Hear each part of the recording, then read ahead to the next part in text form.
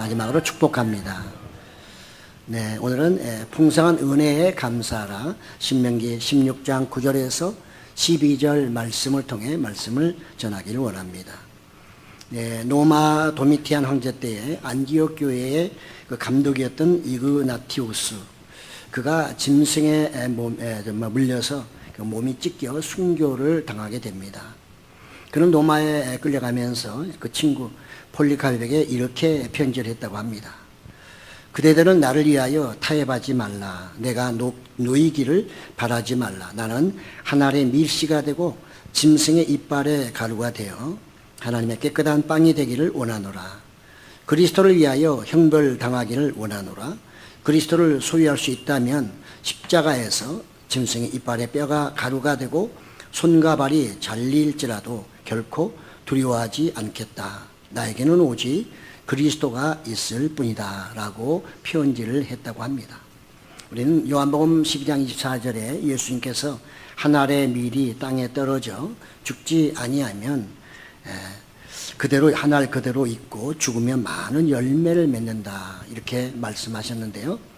어찌 보면 이그나티우스는 당시에 하늘의 밀알이 되어서 어찌 보면 많은 사람들에게 큰 영향을 끼쳤던 순교자라고 볼 수가 있습니다. 오늘날 우리는 이렇게 똑같이 순교하지 않더라도 다양한 모습 속에서 하나의 밀알이 되어서 많은 사람들에게 참 좋은 선한 영향을 끼치는 그런 그리스도인들이 되어야 될 줄로 믿습니다. 네, 오늘 말씀은 하나님께서 이스라엘 백성들, 지금 그들은 가나안 땅에 들어간 것이 아니고 이제 신명기니까요. 모세가 마지막 2세대를 주로 모이게 하고 거기서 이제 설교하는 내용 중에 하나죠. 하나님께서는 가나안 땅에 들어가기 전에 많은 말씀도 하셨고 절기, 특히 절기를 3대 절기를 꼭 지키라고 말씀하셨습니다. 왜 하나님께서는 가나안 땅에 아직 들어가지도 않았는데 이 절기에 대해서 이렇게 강조를 하고 모세도 이렇게 강조를 많이 했을까요? 우리는 유월절, 이스라엘의 해방, 그 다음에 이어지는 그들의 추수, 맥추감사 또는 오순절, 그리고 이제 그걸 쌓아놓고 또 겨울을 보내는 수장절, 이렇게 볼 수가 있는데요. 그게 3대 절기죠. 이거를 하나님께서 꼭 지키라, 이렇게 말씀하셨습니다. 아마 하나님께서는 이스라엘 백성들 2세들은 아직까지 가나안 땅에 들어간 적도 없고요. 또 그들은 어찌 보면 대부분이 노예 생활을 한 사람도 많지 않을 것입니다. 그럼에도 불구하고 하나님은 그들에게 그 노예 때를 기억하고 가나안 땅에 들어가거든 너희가 꼭 이 절기를 지키라 이렇게 말씀하셨죠. 그러니까 이 절기를 통해서 하나님은 하나님과 관계를 계속 지속되기를 원하셨던 것입니다. 그리고 또 하나님이 그들을 보호하고 인도하시고 그들에게 은혜와 또 복을 주시는 것을 그들이 정말 그것을 누릴 때 하나님도 기뻐하실 것이고요. 그래서 그들을 통해서 하나님의 이루시고자 하는 뜻, 바로 온 세계 하나님의 하나님 되심을 선포하는 것, 아마 이것이 하나님의 큰 그림이었을 것입니다. 그렇기 때문에 그들은 가나안 땅 들어가면 반드시 이 절기를 지켜야 됩니다. 이 절기를 지키지 않게 되면 그들은 하나님으로부터 멀어질 수밖에 없고 하나님의 복을 받지 못할 뿐만 아니라 그들이 원래 있던 자리, 애굽의 노예 때 그때로 다시 돌아갈 수밖에 없는 것입니다. 그렇기 때문에 이것은 지켜도 되고 안 지켜도 되는 것이 아니라 내가 그 노예 때로 돌아가고 싶지 않거든 이것은 반드시 지켜야 되는 것이죠. 오늘도 마찬가지입니다. 내가 신앙인으로서 주일을 이렇게 송수하지 못한다고 하면 주일을 1년에 한 번밖에 안 나온다. 그것도 크리스마스 때만 한 번 나온다면 이것은 오늘 맥주 감사 주일과 우리가 같이 생각하면서 그것은 옳지 않습니다. 그들은 최소한 1년에 이 절기는 그래도 얼굴을 보여야 되는데 1년에 한 번 정도 주님 앞에 얼굴을 보여서 주님과 깊은 관계를 유지할 수 있고 하나님의 은혜와 복을 계속 받아 누릴 수 있다고 하는 것은 이거는 맞지 않습니다. 우리는 이미 결론적으로 이스라엘 백성들은 이런 절기를 지키라고 모세를 통해 그렇게 강조하고 강조했지만 그들은 가나안 땅 들어간 이후로 시간이 흐르면서 점점 타락했고요. 이 절기도 지키지 않게 됐고, 기껏해야 안식일 하나 지키면서 얼마나 생색을 많이 냈습니까? 안식일 하나 지키면서 그들은 생명을 다 걸었어요. 예수님의 안식일을 어기기만 해도 신성모독죄로 걸어서 죽이려고 했던 것이 그들입니다. 그들은 결국은 어디로 갔습니까? 구약시대에서는 그들은 이 절기를 제대로 지키지 않음으로 인해서 바벨론의 포로로 다시 끌려가게 된 것이죠. 성경의 답을 다 말하고 있습니다. 안 지켜도 관계는 없지만 안 지키면 옛날로 돌아간다. 주일 안 지키고 신앙생활 안 하면 관계는 없어요. 살 수는 있겠으나 옛날로 돌아간다는 거 꼭 기억하셔야 됩니다. 오늘 맥주 감사는 그래서 우리에게 굉장한 의미를 가질 수 있다고 볼 수가 있습니다. 그래서 하나님은 이 모세를 통해서 말씀하시기를 맥주 감사를 통해 신명기는 특히 두 가지 얘기합니다. 두 가지 의무를 얘기합니다. 첫째는 하나님께 자원하여 너희가 받은 복을 잘 계산해서 자원하여 기쁨으로 하나님께 예물을 드리라. 이렇게 말씀했고, 또 하나는 이웃을 위하여. 이 두 가지를 그들은 반드시 지켜야 되는 거죠. 첫째, 너희가 자원하여 하나님이 주신 복이 얼마나 큰지를 너희가 스스로 계산해서 힘껏, 대충 드리지 말고 힘껏 계산해서 힘껏 그것을 드릴 수 있는 그런 사람, 그것도 기쁨으로. 그래서 우리가 하나님께 예배를 드릴 때는 기쁨으로 와야 됩니다. 즐거움과 기쁜 마음으로 예배를 드려야 하나님 기뻐 받으시고 우리에게도 또 기쁨으로 채워지는 것이죠. 네. 그래서 우리 하나님은 모든 환경 상황을 다 이해하십니다. 사람도 잘 이해하시고요. 환경도 상황도 다 이해하시기 때문에 그들이 밭이 똑같은 밭이라 해도 옥토가 있고 조금 안 좋은 밭이 있겠죠. 바로 옆에 붙었다 할지라도 또 하필이면 비가 오는데 그 옆에까지만 와가지고 완전히 다 쓸어버리고 옆에는 잘 될 수도 있잖아요. 그러니까 밭이 똑같으니까 똑같이 내라고 하면 이거는 안 맞잖아요. 정액제가 아니라는 것입니다. 그만큼 하나님은 이스라엘 백성들이 정말 은혜 가운데, 하나님의 은혜 가운데 하나님과 관계를 계속 맺으면서 살기를, 언제까지? 천대 이루기까지 그들의 후손 대대로 그렇게 이어지기를 하나님은 간절히 소망하셨던 거죠. 그래서 그들에게 이렇게 절기를 지키라 말씀하고, 그것은 바로 나와 너희의 관계가 끊어져서는 안 된다는 것이죠. 네. 그들과 하나님의 관계는 연과 연줄과 같은 거죠. 끊어져 버리면 끝나는 것입니다. 그렇기 때문에 그 관계가 지속되기 위해서는 그들은 절기를 통해, 특별히 절기를 통해 하나님 앞에 와서 예물을 드리며 그들에게 주신 하나님의 은혜, 그걸 감사해야 되는 거죠. 그래서 오늘 10절에도 보면 내 하나님 여호와 앞에 77절을 지키되 내 하나님 여호와께서 내게 복을 주신 대로 내 힘을 헤아려 자원하는 예물을 드리라, 이렇게 말씀하신 것을 볼 수 있습니다. 두 번째는 이웃에 대한 의무입니다. 네, 이스라엘 하나님은 모든 백성들이 나중에 궁극적으로는 하나가 되는 것입니다. 하나님의 이스라엘 백성들이 하나님의 언약의 백성이긴 하지만 하나님 그 언약의 백성들을 종자씨로 해서 온 인류를 하나로 만드는 것이 하나님의 뜻입니다. 그렇기 때문에 예수님께서 이 땅에 오셨고요. 그래서 그분을 통해 전 세계가 복음화되고 있잖아요. 인종차별에 관계없이. 그렇기 때문에 하나님은 이 이스라엘 백성들이 가나안 땅 들어가서 내 이웃이 얼마나 소중한가, 너희 집에 있는 종이든지 또는 아는 사람이든지 또 아주 어렵게 사는 객이든지 할 것 없이 모든 사람에 대한 너희의 의무가 한 가지 있으니 그것은 내가 너희에게 준 그 축복을 너희만 좋다고 누리고 나에게만 갖고 오지 말라는 겁니다. 나에게도 갖고 와야 되지만 내 이웃들을 위해서도 그걸 즐겁게 기쁘게 쓰라, 이렇게 말씀하고 있는 것이죠.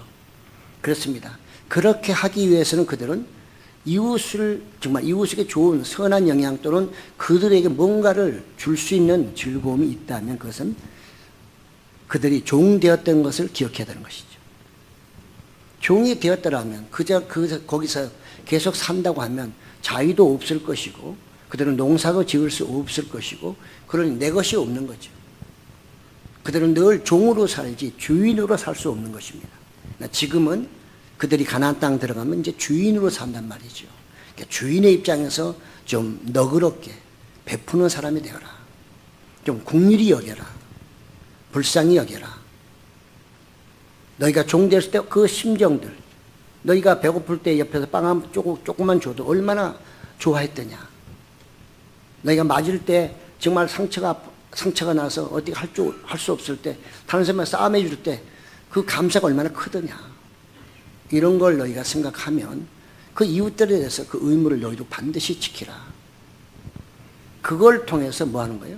하나님의 은혜, 하나님의 축복, 그것을 그들에게 알려줘야 하는 것입니다.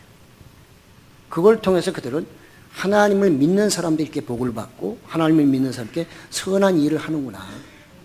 그러므로 당신들도 지금은 종이고 그런 하나님의 백성 아니라 할지라도 지금부터 하나님을 믿게 되면 당신들도 우리처럼 종에서 자유함을, 그리고 이제는 정말 이렇게 풍성한 하나님의 은혜 가운데 베풀 수 있는 사람이 될 수 있다.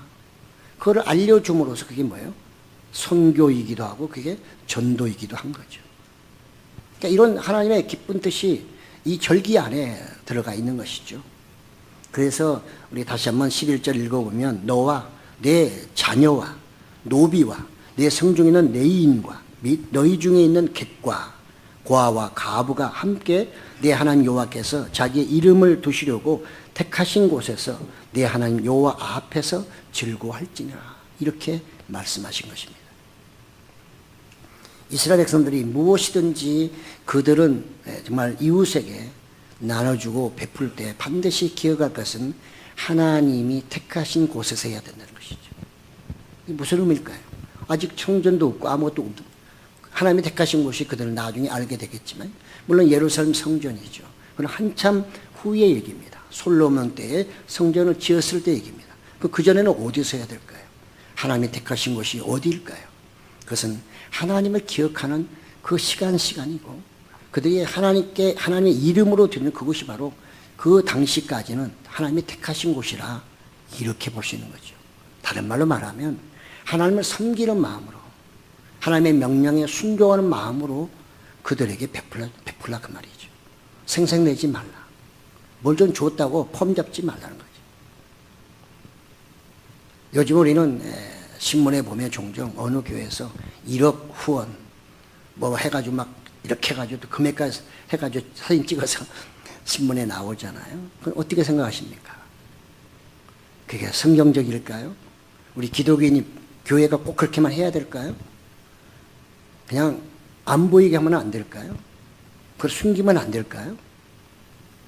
주님은 선한 일을 할 때 오른손이 하는 거 왼손이 모르게 하라. 이렇게도 말씀하셨는데 이런 말씀들은 다 이제 무의미할까요? 시대가 바뀌었으니까. 이스라엘 백성이 시대가 바뀌었다고 절기 안 지키면 어디로 간다고요? 종으로 가는 겁니다. 우리 스스로가 이런 걸 어겨버리면 그 순간적으로 그것이 좋을 것 같지만 하나님의 말씀이 점점 어떻게 된다고요? 더럽혀지는 거죠. 세상 사람들에게 기독교가 잘못 인식되기 시작합니다. 그들은 주면 좋아하고 안 주면 기독교가 아닌 거죠. 하나님은 그렇게 하라고 우리에게 교회를 주시고 은혜를 주시고 구원을 주시고 풍성함을 주신 게 아니거든요. 하나님의 이름을 드러내려고 한 것이지. 그렇습니다. 그래서 그들은 그 이웃에게 나눠줄 때도 아까운데 막 그냥 아까운데 그렇게 하지 말고 뭐예요. 그들에게 같이 나눌 때 뭐하라? 즐거워하라. 하나님 앞에 올 때도 기쁨으로, 그들에게 나눠줄 때도 즐거움으로 하라는 거예요. 여러분, 우리는 선을 베풀 때 절대 생색내면 안 되고 인상 찌그리면 안 돼요. 그러려면 안 하는 게 낫습니다. 인상 쓰면서 생색내면서 할 바에는 안 하는 게 나아요. 그것은 하나님의 이름을 더럽히는 것이고 나가서 하나님의 뜻을 이루는 것도 아니고 자기에게 주신 하나님의 은혜를 그가 감사하지도 못하는 것입니다.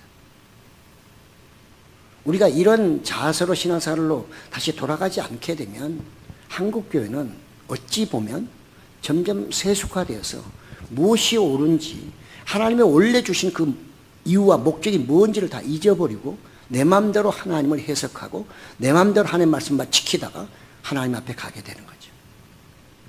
그러면 주님이 너는 뭐 하다 왔냐? 좀 말씀 지키다 왔는데요. 어떻게 지켰는데? 라고 물어보신다면 이렇게 저렇게 지켰다고 하면 하나님은, 예수님은 말씀을 들이대지 않으시겠습니까? 그분은 그냥 판단하는 분이 아니라 그분이 하신 말씀에 의해서 심판하기 때문에 그렇습니다.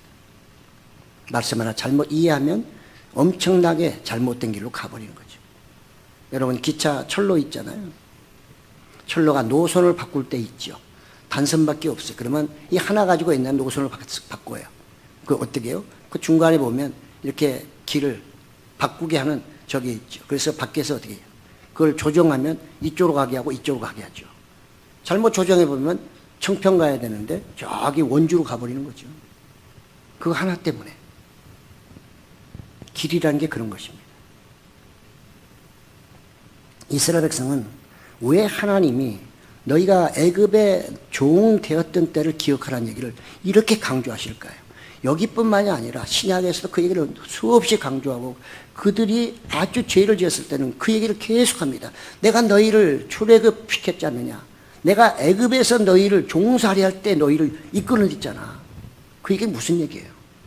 왜 너희가 나를 잊어버리고 우상을 섬기고 하나님의 그 말씀을 완전히 무시해버리고 니네 멋대로 사느냐? 그 말씀이거든요. 그러면 너희는 다시 가야지. 어디로?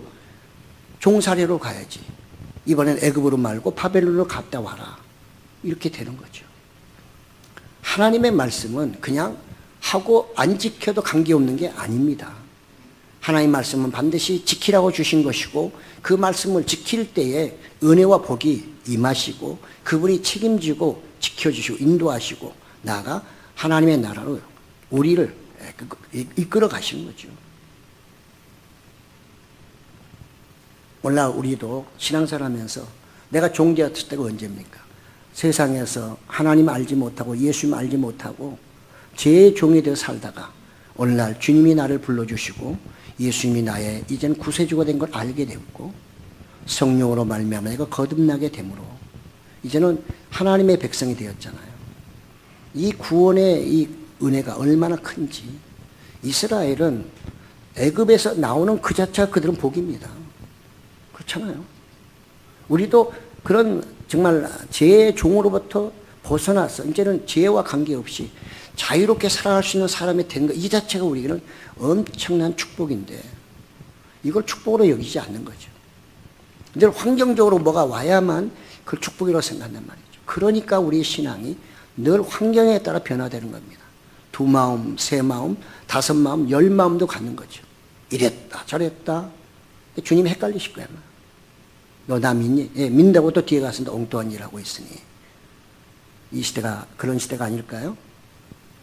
어떤 분들은 말합니다. 아니 왜 기독교가 신앙 새 언약 시대에 왜 이렇게 또 맥주 감사절 지키냐? 옛날 제가 또 평신도대에 보면 그런 분들 많이 계세요. 교회에서 돈 거들라고 그런다고 그래요. 그래서 저희는 돈을 거둬도 교회 재정으로 쓰지 않고 오늘 두 번째 이웃에게 대한 의무사항으로 저희가 다 다른 데 후원을 합니다. 몇 년 전부터 그렇게 하고 있습니다.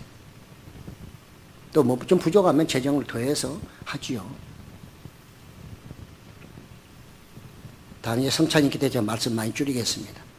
이 맥주 감사절은 하나님의 사랑, 그 사랑을 받은 너희가 사랑을 전하라는 뜻입니다. 다른 말로 말하면 십자가예요. 하나님과 우리의 관계는 하나님이 나를 불러주시고 믿음을 주심으로 하나님의 관계가 이제는 뭐가 됐어요? 구원의 관계로 이루어진 거죠. 하나님의 주인 나는 그분의 종이기도 하지만 아버지, 아들의 관계가 형성된 게 십자가의 포울입니다. 박는 거죠. 옆에는 잘 아시는 대로 이웃 사랑입니다. 그래서 맥주 감사절은 바로 십자가 사랑입니다. 이거를 받았으니 나눠주어라. 거저 받았으니 거저 주어라. 너희가 옛날 죄의 종이 됐을 때 그때를 생각하며 죄의 종으로 있는 저 사람들에게 그리스도의 사랑을 나눠줌으로 그들도 자유함을 누리게 하라.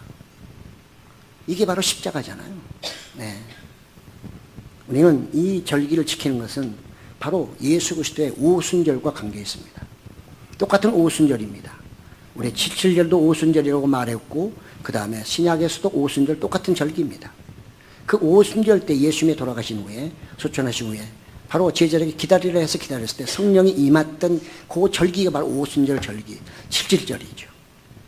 그래서 이 성령이 우리에게 임하심으로 인해서 예수 그리스도가 하나님의 미랄이 돼서 이제 그 성령이 제자들에게 임함으로 인해서 그것이 많은 열매들을 맺게 된 것이죠. 그때 우리는 오순절과 연관해서 이 칠칠절을 지키게 되는 것이고요. 그래서 우리는 우리만이 아니라 바로 안 믿는 사람들 또는 정말 믿음이 연약한 사람들, 모든 사람에게 이 사랑을 나눠주는 그것이 바로 오순절이고 또 칠칠절이고 맥주 감사주일이라고 볼 수가 있습니다. 하나님께서 이스라엘 백성들을 애굽에서 가나안 땅으로 인도하신 것처럼 예수님이 이 땅에 오셔서 우리에게 성령을 주시고, 그래서 그 성령으로 말미암아 우리로 이제는 거듭나 하나님 나라로 인도하시는 것입니다. 똑같은 논리잖아요. 그 때문에 오순절, 구약의 오순절이 신약의 오순절로 바뀌었다는 것은 구약의 예배 제도가 신약의 이제는 예배 제도로 바뀐 것을 암시하고 있는 것입니다. 그럴 때 우리는 예수님을 말미암아 이제 구원을 받았기 때문에 그래서 이 맥주절, 오순절을 특별히 의미 있게 지키게 되는 것입니다. 유대인들도요, 뒤늦게 깨달았던 것 같습니다. 그래서 유대인들도 이 맥주절을 지금 그들은 모세가 시내산에서 율법을 받았던 날로 그들은 기억합니다. 오순절을.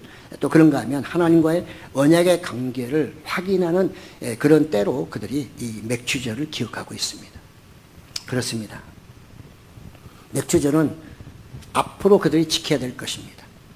지금은 확신하지 못하지만 언젠가는 그들이 가나안 땅 들어갈 것이고, 지금은 뭐 목전에 있죠. 이제 가나안 땅 들어가야 되는 그런 상황이 있는데 전쟁하고 나서 절기를 지켜야 되잖아요. 그러니까는 많은 상황이 여의치 않을 것입니다. 그렇다고 해서 이 절기를 안 지키면 너희와 내 관계도 계속해서 멀어지게 될 것이고, 뿐만 아니라 이웃도 마찬가지로 너희를 괴롭히는 사람들이 되고 말 것이니 꼭 이 절기를 지킴으로 나와의 관계성 속에 내가 너에게 주는 복을 받아 누리고 그것을 후손들에게도 나눠주고 너 이웃들에게도 알려줌으로 내가 여호와인 줄을 알게 하라. 이게 맥주 감사주일의 진정한 의미라 생각이 되어집니다. 오늘 말씀을 통해 간단히 정리하고 이어서 성찬식을 하도록 하겠습니다. 첫째, 우리는 이 맥주절을 지키면서 우리가 얻어야 될 교훈, 첫 번째로는 하나님께서 맥주절을 명령하신 이유는 바로 하나님을 계속 알아가라는 것입니다. 그들은 광야 생각만 가지고는 하나님을 제대로 알 수가 없어요. 그저 날마다 하나님 어떤 하나님? 하늘에서 만나주시는 분. 막 무릎 떠고 막 땡깡 놓으면 반석에서 물 주시는 분. 뭐 보호는 하시긴 하는데 이거 갖고는 하나님을 완전히 알 수 없죠. 이제 농부가 되잖아요. 목자에서 농부로. 광야에 거닐던 방랑자에서 정착하는 농부로 바뀌면 그들의 모든 삶은 완전히 바뀌어버린 것입니다. 그 상황 속에 하나님이 어떤 분인지 그들은 매일매일 알아가야 되는 것입니다. 왜냐하면 그 땅에는 이미 가나안에 바알과 아세라가 있어서 농부의 신으로 자리 잡고 있기 때문에 그 신을 믿지 말고 나를 믿어. 내가 어떻게 이끌어가는지, 어떻게 내게 복을 주고, 어떻게 내가 비를 내리고 그 다음에 추수를 하게 하는지 나를 알아가라. 그런 의미에서 하나님은 맥주절을 주셨다. 이렇게 말씀할 수 있습니다. 두 번째로 하나님의 풍성함은 애굽의 노예 생활과 밀접한 관계가 있습니다. 이스라엘은 그 출애굽을 통해서 종되었던 그 모든 것들이 신분이 바뀌는 그런 상황 속에 있고, 이제 가나안 땅 들어가면 대조적으로 노예가 아니라 풍성한 삶을 누릴 수 있고 자기가 이제 주인입니다. 자기 마음대로 할 수 있어요. 그동안에는 없다고 핑계대고 하나님께 드릴 게 없다고 핑계댈 수 있습니다. 노예니까. 그러나 이제는 그들이 하나님이 주신 은혜를 많이 받게 돼요. 그러므로 드리는 것도 자기 마음입니다. 왜? 다 주관적이니까. 네가 깨달은 만큼 하나님이 주신 은혜만큼 드리라고 했기 때문에 사람에 따라 드리는 게 다 달라지겠죠.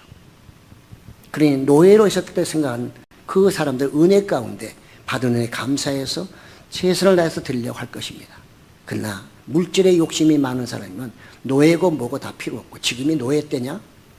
내가 얼마나 새벽부터 가서 뿌리고 했는데 너무 많이 드리는 거야. 굉장히 줄여서 아깝게 아주 드릴 수도 있겠죠. 그렇기 때문에 그들에게는 애굽의 노예 생활, 그것을 얼만큼 기억하느냐, 그 깊이가 어느 정도냐에 따라서 하나님께 드리는 그 감사의 그 깊이도 달라진다는 것입니다. 그들은 그것을 늘 기억하며 주신 은혜 감사하고 드릴 때, 최선을 드릴 때 그 은혜와 복은 계속 누릴 수가 있는 것이죠. 그러나 거기서 엉뚱한 생각 갖게 되면 하나하나 빼앗기게 된다는 것을 우리는 알 수가 있는 것이죠. 마지막으로 이웃과 좋은 관계는 하나님이 주신 은혜를 누릴 수 있는 좋은 환경입니다. 아무리 내가 하나님의 은혜를 많이 받았더라도 내 옆에 사람들이 안 좋은 사람들이 되면 날마다 가진 자가 걱정한 게 뭐예요? 도둑맞지 않을까? 누가 내가 지나갈 때 죽이지 않을까? 그죠? 왜? 많이 가졌으니까. 많이 가졌으니까. 그러니까 어떻게 해야 돼요? 이웃들에게 베풀어야 돼요. 그래야 좋은 관계를 유지할 수 있어요. 그래야 하나님으로부터 내가 받은 모든 것을 자유롭게 편안히 누릴 수 있는 것입니다. 자기는 많은 것 같다 자랑만 하고 하나도 베풀지 않으면 옆에 사람들이 최악의 경우에 이제 죽게 생겼다. 그럼 어떻게 할까요? 죽게 하면 살기면 뭘까요? 도둑질 하겠죠. 살인하겠죠. 원래 그렇잖아요. 하나님은 굉장히 포괄적으로 굉장히 미래를 보시면서 명령을 하시는 겁니다. 근데 사람들은 당장 내가 살고 있는 그 상황만 가지고 이해를 하게 되면 너무 하나님과 우리 관계가 멀어질 수밖에 없는 것이죠. 그분은 참으로 하늘처럼 높다고 했는데 그분의 뜻이 우리는 땅에서만 그것을 판단하게 되면 하나님의 말씀 따르지 않고 내 뜻대로 살아가게 되겠죠. 좋은 이웃이 있을 때 주신 은혜 받아 누릴 수 있고 나가 또 하나님께 영광을 돌릴 수가 있는 것입니다. 그래서 오늘 우리가 예수 믿으면서 이웃에게 선을 베푸는 것은 너무 당연한 것이고요. 그들에게 그 선을 베품으로 그것이 하나는 내가 편안히 사는 길이기도 하고 그걸 통해서 복음이 전파되는 전도의 길이기도 하고요. 하나님이 원하시는 온 세계가 하나 되게 하는 하나님의 뜻이 이루어지는 것입니다. 예수님 말씀하니까 좀 하늘에서 이루어진 것 같이 땅에서도 이루어지게 하옵소서. 맥주 감사주일은 바로 그런 것입니다. 십자가의 사랑을 누리고 또 나누고 베풀며 그것이 온 세계 하나가 되도록 하는 것이 우리가 지켜야 될 맥주 감사주일 오순절이라 생각이 되어집니다. 오늘 풍성한 은혜에 감사하라 이 말씀을 기억하면서 우리가 좀 더 풍성한 삶을 이렇게 누리시기를 예수 이름으로 축복합니다.